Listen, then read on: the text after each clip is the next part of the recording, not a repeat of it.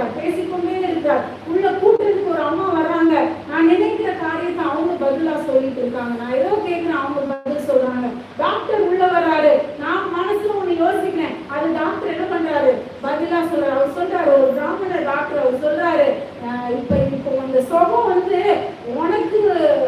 உனக்கு நான் செஞ்ச ஆபரேஷன்ல வரல, நீ ஆராதிக்கிற தேவனால் வந்துச்சு அப்படின்னு சொல்றாரு. ஹல்லேலூயா. எனக்கு அப்படியே ஒரு ஷாக்கு. யாரா இருந்தாலும் இந்து டாக்டர்ஸ் எப்படி சொல்லுவாங்க, நாங்க தான் எல்லாம் செஞ்சோம், அது நாங்க கும்பிடுற தேவனை கைவிடலன்னு சொல்லுவாங்க. ஆனா இந்த டாக்டர் சொன்னாரு, நீ ஆராதிக்கிற தேவன் உனக்கு இந்த சுகத்தை தந்தார் என்று சொல்லுவோம். ஹல்லேலூயா. ஒவ்வொரு காரியமா தேவன் என்னோடு கூட பேச பேச பேச எனக்கு மிஸ்டேக்ஸ் வர ஆரம்பிச்சாங்க. ஒருத்தராம் குடும்பத்தினர் நமக்கு சுகம் இல்லைன்னா பார்ப்பாங்கல்ல. அப்ப நான் ஹாஸ்பிட்டல் அட்மிட் ஆயிட்டு 2வது நாள் என்னுடைய தம்பி என்னை பார்க்க வரான். தம்பி டாக்டர் தான். அவனை பார்க்க வரும்பொழுது அவன் இப்ப உள்ள வந்தவங்க சொல்றான், அக்கா ஏன் குடிச்ச, நீங்க குடிக்க கூடாது, என்ன சர்ஜரி 3 years சர்ஜரி.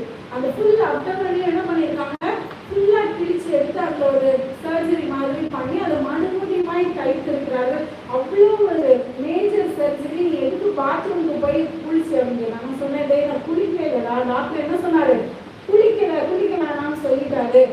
ஏன்னா அது ஸ்டிச்சஸ்னால தண்ணி பட்டுச்சுன்னா அது செப்டிக் ஆயிடுச்சுன்னா பிரச்சனை ஆயிடும், அதனால குளிக்கலடா, நான் மூஞ்சி கூட கழுவுலடா அப்படின்னு.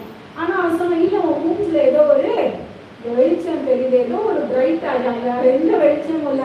தேவனோடு கூட பேச பேச பேச அந்த பிரகாசம் மரணத்துல